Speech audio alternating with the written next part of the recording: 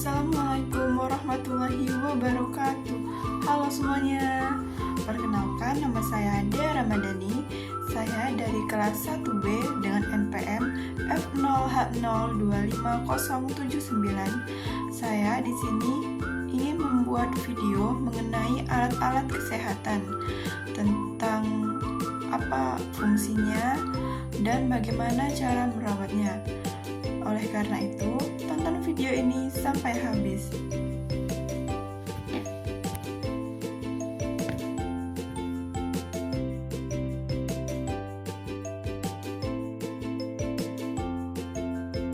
Yang pertama, ada emergency shower portable. Apa sih fungsi dari emergency shower portable? Fungsi emergency shower portable adalah sebagai peralatan keselamatan darurat untuk membilas tubuh dari paparan bahan kimia berbahaya, korosif, atau radioaktif secara cepat. Dengan keunggulan dapat digunakan di lokasi yang tidak memiliki saluran air permanen seperti laboratorium atau industri kimia. Alat ini sangat penting untuk meminimalkan cedera serius dengan menyediakan pertolongan pertama dalam 10-15 detik pertama setelah insiden paparan, sehingga mencegah cedera yang lebih parah. Dan bagaimana sih cara perawatan emergency shower portable? Cara perawatannya yaitu melibatkan inspeksi rutin seminggu sekali. Pastikan alat berfungsi dengan baik, aliran air lancar, dan suhu air suam-suam kuku seperti 16-38 derajat Celcius. Bersihkan unit dengan deterjen dan air panas, lalu bilas hingga bersih. Untuk model portable dengan tabung, isi ulang cairan dengan air bersih jika tidak ada larutan khusus setiap minggu, dan pompa udara untuk menciptakan tekanan saat penggunaan, lalu keluarkan tekanan setelah digunakan. Dan untuk alat selanjutnya yaitu ada pipet pasteur plastik. Dan apa sih fungsi pipet ini? Pipet ini berfungsi untuk memindahkan cairan bervolume kecil seperti reagen, sampel, atau medium kultur sel dalam lingkungan laboratorium, mikrobiologi, atau kimia. Pipet ini bersifat sekali pakai, ringan, dan tahan pecah dibandingkan dengan pipet kaca, serta cocok untuk tugas yang tidak memerlukan pengukuran volume yang presisi tinggi, seperti transfer larutan atau pengenceran. Dan pada setiap barang itu pasti ada cara perawatannya. Nah, cara perawatan pada pipet ini yaitu terdiri dari pembuangan setelah sekali pakai, karena pipet ini merupakan pipet yang sekali pakai atau disposable untuk mencegah kontaminasi, silang, dan memastikan keamanan hasil. Jadi pipet ini ketika sudah dipakai satu kali, maka itu harus dibuang pada tempat sampah medis atau pada pembuangannya, jangan dibuang sembarangan. Nah, yang selanjutnya yaitu ada flow cytometer. Berikut adalah fungsi dan cara perawatannya. Fungsi dari flow cytometer untuk mendeteksi atau menghitung, mengkarakterisasi, dan memilah sel atau partikel dalam suspensi berdasarkan sifat fisik dan kimia, serta penanda fluoresensi. Kegunaannya meliputi diagnosis kanker darah dan gangguan imun seperti immunofenotype, serta penelitian dasar untuk memantau fungsi dan siklus sel.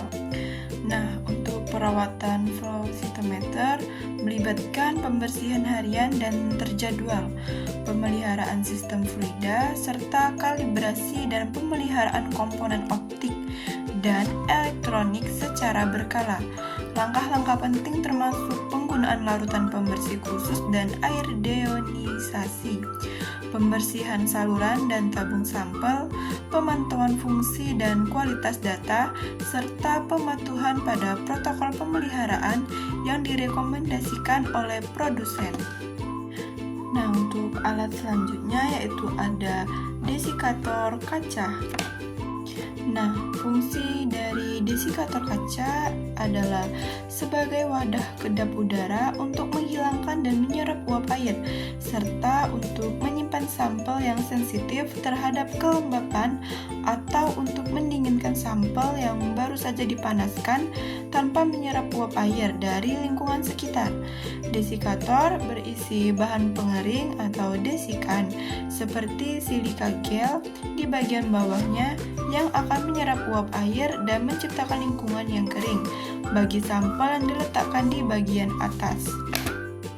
Nah, untuk cara perawatan desikator kaca meliputi membersihkan, memeriksa kerusakan, dan memelihara sel untuk memastikan kinerja optimal. Hindari perubahan suhu dan tekanan mendadak, pegang tutup di kedua sisi, serta gunakan vaselin atau parafin di tepi tutup untuk menjaga kedap udara. Ganti desikan secara berkala dan simpan desikator di tempat yang kering dan bersih saat tidak digunakan. Nah, untuk yang selanjutnya yaitu ada spektrofotometer serapan atom. Nah, fungsi dari spektrofotometer ini sendiri yaitu untuk mengukur dan menentukan kandungan unsur logam, baik logam berat maupun ringan, dalam suatu sampel. Alat ini bekerja dengan memanfaatkan prinsip bahwa setiap unsur logam akan menyerap panjang gelombang cahaya tertentu pada tingkat yang berbeda, dan jumlah energi yang diserap digunakan untuk menghitung konsentrasi logam dalam sampel. Nah, bagaimana sih cara perawatannya? Cara perawatannya yaitu meliputi penempatan yang stabil, pemanasan sebelum digunakan, menghindari sinar matahari langsung, membersihkan komponen sampel, menjaga kuvet kering, dan melakukan kalibrasi panjang gelombang dan absorbansi secara rutin, membersihkan alat setelah digunakan, dan mencabut daya jika tidak dipakai dalam waktu lama juga penting untuk menjaga kondisi alat. Itulah tadi video mengenai penjelasan beberapa alat-alat kesehatan. Jika terdapat kesalahan ataupun kekurangan dalam video saya kali ini, saya mohon maaf. Saya akhiri, wassalamualaikum warahmatullahi wabarakatuh.